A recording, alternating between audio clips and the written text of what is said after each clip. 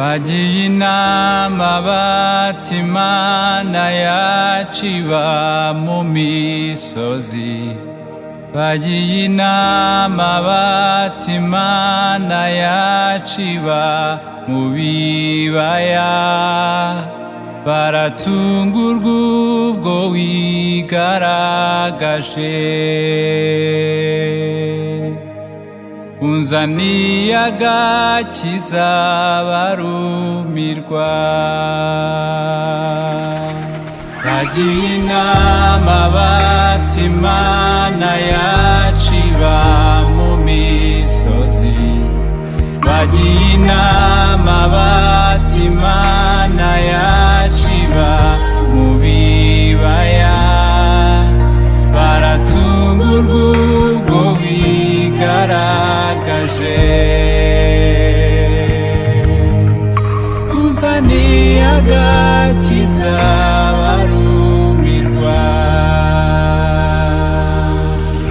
Ifashe ingabo ntoya ndetse n'inini ku bitugu, n'umugabo urusha amaboko abanzi banjye bangose.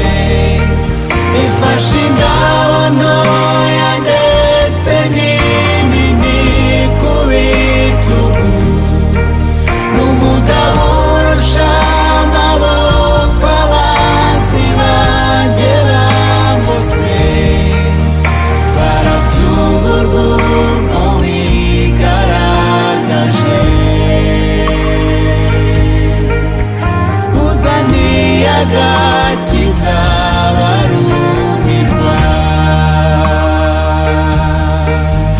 Baratungurwa ubwo wigaragaje, uzaniye agakiza barumirwa.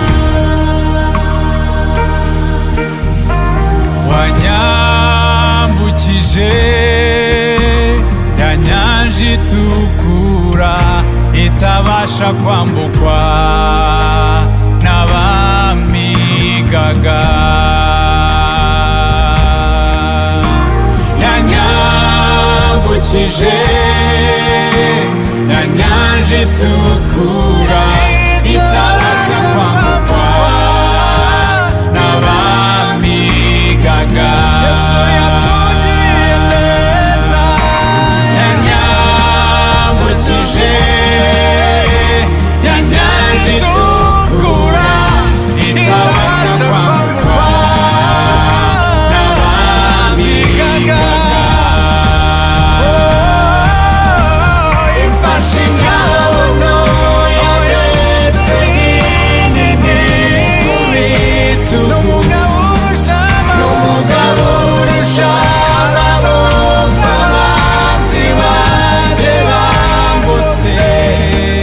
Ifashe ingabo ntoya ndetse n'inini ku bitugu, n'umugabo urusha amaboko abanzi banjye bangose, baratungurwa ubwo wigaragaje.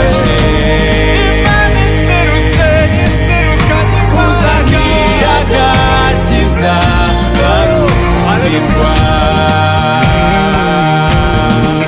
Natinye kwaka ingabo umwami, navuze ko ari wowe Mana iruta ibindi Mana, nizangiza